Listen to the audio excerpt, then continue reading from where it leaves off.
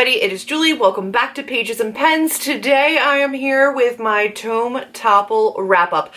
I am filming this on the 29th of November, but I feel pretty confident giving you this wrap-up because I think that I'm good. So we're gonna move forward and just know that my last tome, I have about 200 pages left, but that's gonna be done in 2 days.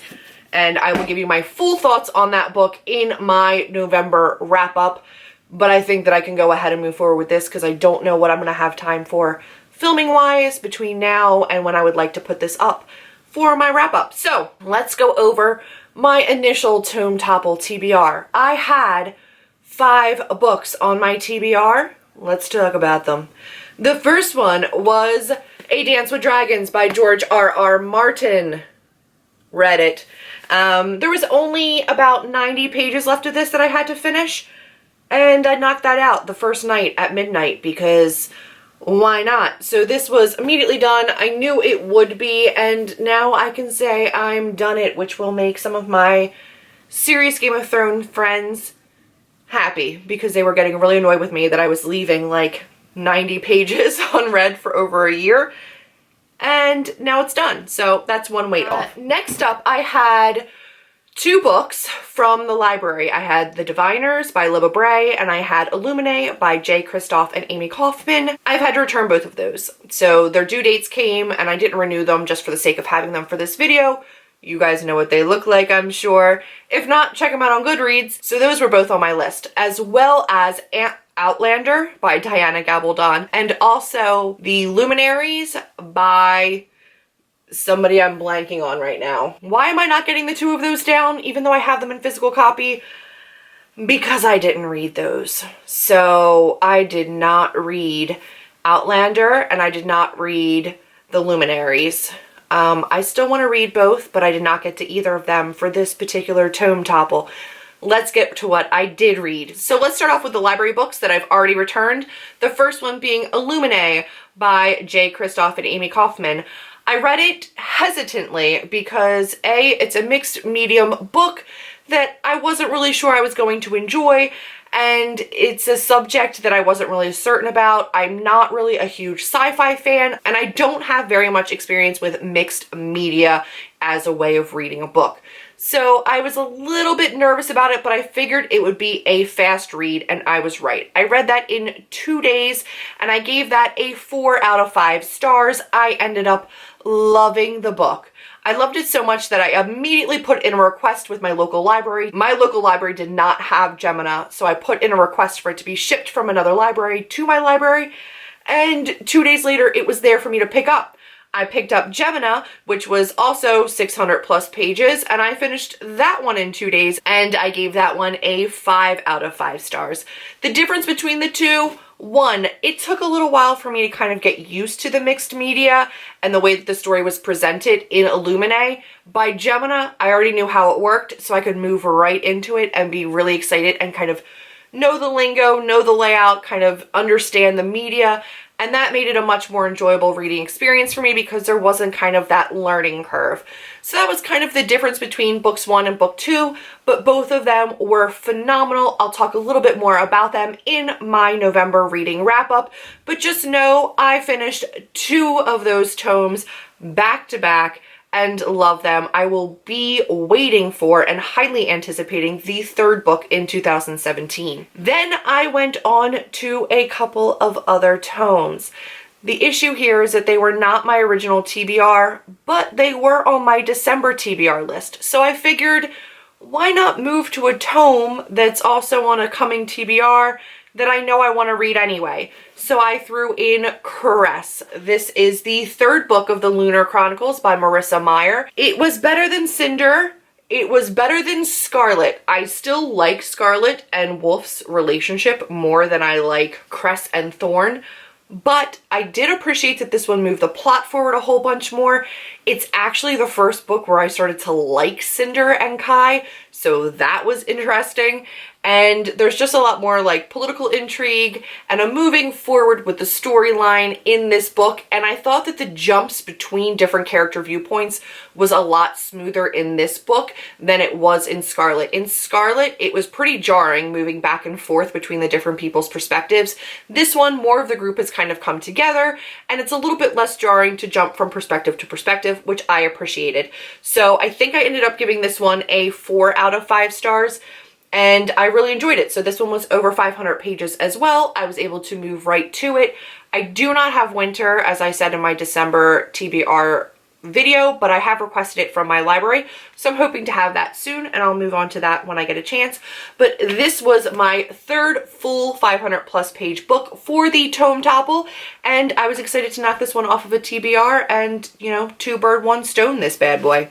In the same vein, I moved forward with another TBR book that happened to be over 500 pages. Doubling up on some of these was like a brilliant idea. Thank you, Julie. So I was able to start The Evolution of Mara Dyer. This is the second book in the Mara Dyer trilogy, and I didn't love the first book. I had some pretty serious issues with it. And so far in this book, I'm seeing more of the same, to the point where I know I put this whole trilogy on my December TBR, but spoiler alert, I may DNF the series and stop after this book and not move forward with a third one. Unless you guys tell me that there is something phenomenal about the third book or the end of this series, I just don't get it. I am currently 300 pages in, which means I've got about 220 pages to go.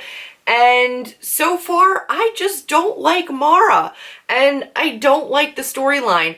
I've realized about myself that I just don't care for unreliable narrators.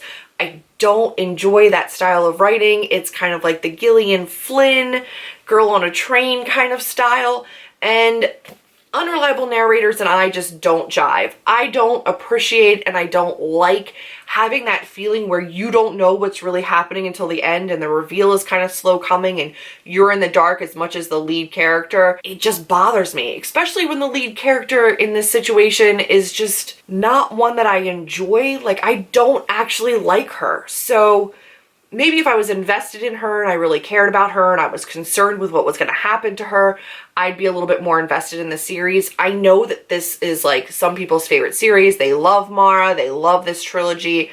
I can't get into it. I'm trying, honestly, like I'm giving it the good old college try, but I honestly at this point think that I might just stop and not bother with the third book because I can't seem to make myself care about what happens next. So unless there's some kind of crazy cliffhanger or something happens in these last 225 pages to change my mind, I may not continue with this on my December TBR because I'm just so annoyed with it. But I will count this as my 4th full tome to be finished during this Tome Topple because I will be done this soon. Then I had one more library book that I got, and that was The Diviners by Libba Bray, and I ended up getting that in physical copy and in audio form.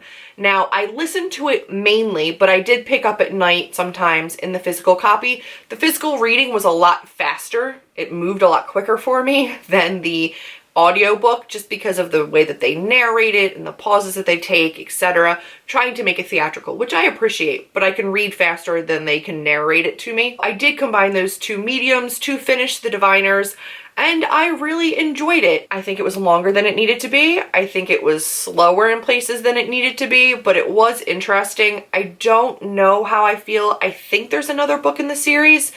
I don't know how I feel about continuing with it, but I'm glad that I read it and it did interest me. Really quick amendment to my video that I did for my Tome Topple wrap-up. I had one of the children that I nanny for. I do nanny during the day, that's my day job, and the youngest is a little girl who loves to read, and when I told her that I was doing the Tome Topple challenge, she wanted to join up. So she did pick a book from the library that was over 500 pages long. She didn't get through it, but I told her that I would mention her in the video, so I'm going to read her little notes. She legitimately wrote out like a full book report about her book. That is adorable. So this is for Emma. Emma tried to read her tome. She didn't complete it, but I want to at least let you know her little notes. So she read Magic Book 1, Septimus Heap, and that is by Angie Sage. And her exact review is that she only got to a page 183, but she would recommend this book for anybody 9 years and older, as well as anybody who, as well as some young adults that are into wizarding books, because this is a wizarding magical world book. So she said this is about a family called the Heaps who find a tiny baby wrapped in a blanket in the snow. They pick up the baby and bring it home, but when they get home, dead, shouted a woman. So turns out they have like a hidden princess, and they're now responsible for getting this hidden princess back where she's supposed to be, and they go on this magical quest and they use their magic to try to get themselves out of trouble. There's like a whole family kind of a dynamic that is talked about, and they go on this journey together and use magic. I don't know what the exact magic system is in this book. She said she really, really did enjoy it.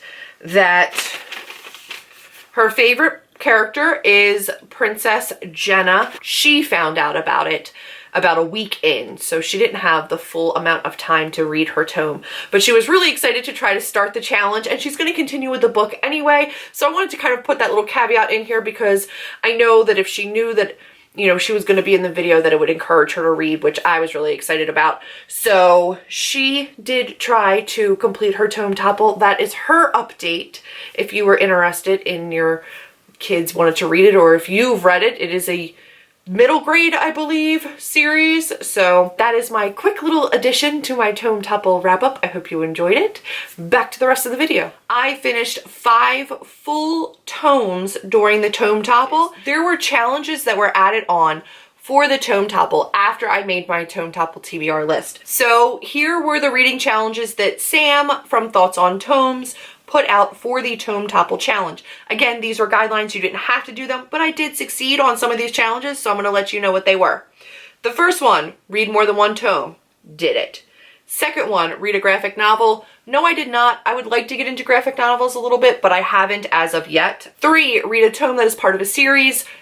Technically, all of my tomes were part of a series. Dance with Dragons, The Diviners, both of the Illuminae and Gemina are obviously of a series. The Evolution of Dyer is a series, and Crest is a series. So all of those counted. Buddy read a tome. I did buddy read with a couple of amazing ladies. I buddy read Illuminae, Reading Mama 5, Lisa from Brand New Books, but I believe her channel name is Brand New Book Smell. I'm going to link them down below.